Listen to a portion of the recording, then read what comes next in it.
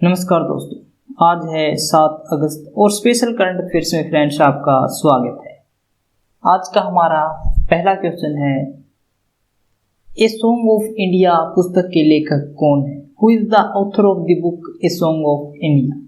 Skin bond द्वारा लिखी गई है a song of India.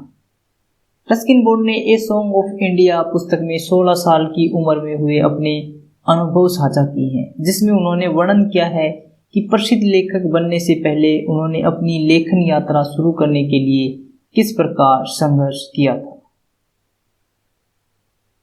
Galapagos द्वीप समूह कहाँ स्थित है? Where is the Galapagos island located?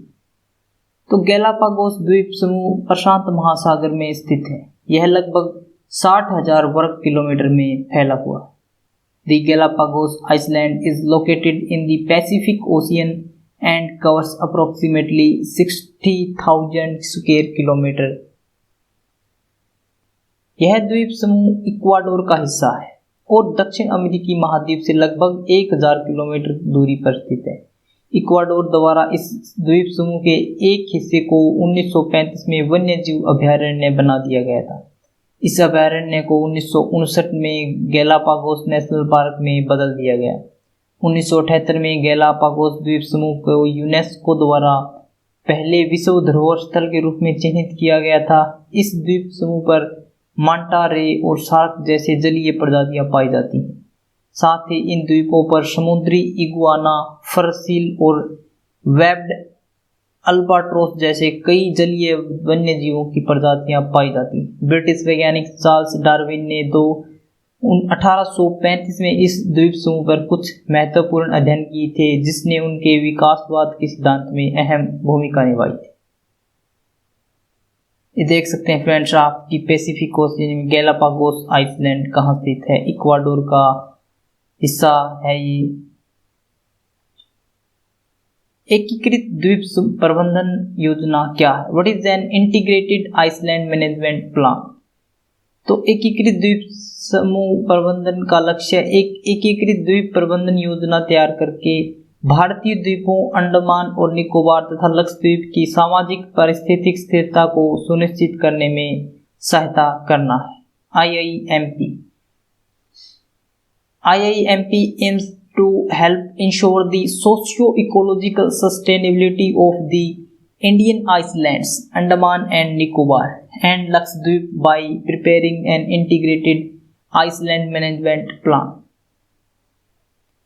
IIMP अपने उद्देश्य की प्राप्ति के लिए वैज्ञानिक दृष्टिकोण अपनाएगा, जो द्वीपों और उसके संसाधनों के बेहतर प्रबंधन के लिए विशेष रूप से आदिवासी बहुल द्वीपों में स्वदेशी दृष्टिकोण के आधार पर काम करेगा।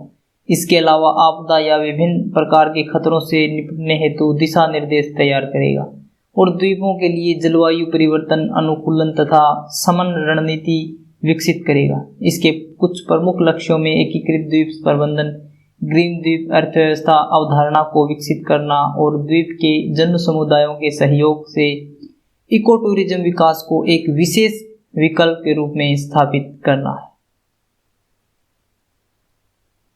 समुद्र स्तर में वृद्धि का क्या अर्थ है? What does she level rise mean? तो समुद्र स्तर में वृद्धि का अभिप्राय वैश्विक तापमान में वृद्धि के प्रभावों के परिणाम स्वरूप महासागरों के जल स्तर में होने वाली वृद्धि से। Rise in sea level refers to the rise in the water level of the oceans as a result of the effects of the rise in global temperature. जीवाश्म ईंधन को जलाना वैश्विक तापमान में वृद्धि के प्रमुख कारणों में से एक है, क्योंकि इसके कारण कार्बन डाइऑक्साइड और अन्य गैसें वायुमंडल में उत्सर्जित होती हैं। हिमनद जलवायु परिवर्तन और वैश्विक तापमान में वृद्धि से काफ़ी अधिक प्रभावित होते हैं। वैश्विक तापमान में लगातार वृद्धि के कारण ये काफ़ी तेज गति से पिघल रही है, जिससे इनका जल महासागरों में प्रवेश करता है और समुद्र जल के स्तर में वृद्धि करता है। बायडू नेविगेशन सैटेलाइट सिस्टम जो पाकिस्तान प्रयोग करता है, किस देश से संबंधित है? Which country does the Baidu navigation satellite system Pakistan uses belongs to? तो चाइना का है Baidu navigation satellite system. Baidu navigation system पृष्ठभूमि सर्वप्रथम 1980 के दशक में चीन ने समय की मांग के अनुरूप अपने घरेलू नेविगेशन सैटेलाइट सिस्टम के लिए अध्ययन की शुरुआत की थी। इसके पश्चात 1990 के दशक के शुरुआती दौर में चीन ने बायडू 3 नेविगेशन सैटेलाइट प्रोजेक्ट को लॉन्च किया और 2000 तक चीन यह घरेलू नेविगेशन सैटेलाइट सिस्टम सक्रिय रूप से चीन में सेवाएं प्रदान करने लगा। 2012 तक चीन की यह तकनीक एशिया प्रशांत क्षेत्र के लगभग सभी क्षेत्रों में अपनी नेविगेशन संबंधी सेवाएं प्रदान करने लगी। इस प्रकार इसे कुल 3 चरणों में विकसित किया गया है। इसमें पहला चरण बायडू 1 केवल चीन 1 तक सीमित था, दूसरा चरण एशिया प्रशांत क्षेत्र तक सीमित था और तीसरे चरण के तहत यह प्रणाली विश्व के सभी क्षेत्रों में कार्य करने में सक्षम है। फ्रेंड्स, अगर आपको रेलवे के लिए RRB, NTPC, railway group D या रेलवे जेई के लिए करंट अफेयर प्रिपेयर करनी है तो आप यहां से कर सकते हैं। नेविक क्या है? What is NavIC? तो NavIC navigation in Indian constellation, उपग्रहों की अक्षेत्रीय नेविगेशन उपग्रह आधारित स्वदेशी प्रणाली है जो अमेरिका के जीपीएस की तरह कार्य करती है। नेविगेटर यानी कि NavIC is a regional navigation satellite based indigenous system of satellite that acts like the US GPS. इसके माध्यम से स्थानीय स्थिति या स्थान आधारित सेवा जैसी सुविधाएं प्रदान की जा रही हैं। यह भारतीय उपमहाद्वीप पर 1500 किलोमीटर के दायरे को कवर करता है। कारगिल युद्ध के बाद से ही भारत में जीपीएस की तरह ही स्वदेशी नेविगेशन सैटेलाइट नेटवर्क के विकास पर जोर दिया जा रहा है। जो नेविक बनाया है यह इंडिया ने, जिस प्रकार से आज हम जीपीएस यूज करते हैं यूएसए का, उसी प्रकार से नेविक नाम से इंडिया खुद अपना सैटेलाइट सिस्टम बना रहा है। काली बारिश क्या है? What is black rain? एक अनुमान के अनुसार इस परमाणु हमले से नष्ट हुई इमारतों का मलबा और कालिक बम से निकले रेडियोधर्मी पदार्थ के साथ मिलकर वातावरण में एक मशरूम रूपी बादल के रूप में प्रकट हुआ। ये पदार्थ वायुमंडल में वाष्प के साथ संयुक्त हो गए, जिसके बाद काले रंग की बूंदों के रूप में धरती पर गिरने लगी, जिसे काली बारिश कहा गया। The debris and shoot of the building destroyed by the nuclear attack, together with the radioactive material released from the bomb, appeared in the atmosphere as a mushroom-like cloud. These substances combined with the vapor in the atmosphere, after which the black droplets started falling on the earth, which called black rain. काली बारिश से बचे लोगों ने इसे बारिश की बड़ी बड़ी बूंदों के रूप में वर्णित किया, जो सामान्य बारिश की बूंदों की तुलना में बहुत भारी थी। इस घटना में जीवित बचे लोगों के अनुसार घटना के शिकार हुए बहुत से लोगों के शरीर की खाल जल गई और लोग गंभीर रूप से निर्जलित हो गए। यह तब की बात है जब अमेरिका ने जापान के ऊपर 2 शहरों हिरोशिमा और नागासाकी के ऊपर परमाणु अटैक किया था। राष्ट्रीय प्रतिदर्श सर्वेक्षण एनएसएस नेशनल सैंपल सर्वे द्वारा प्रकाशित एक रिपोर्ट के अनुसार कितने भारतीयों के पास स्वास्थ्य बीमा नहीं? According to a report published by the National Sample Survey, how many Indians do not have health insurance? तो more than 80%, 80% से अधिक लोगों के पास स्वास्थ्य बीमा नहीं।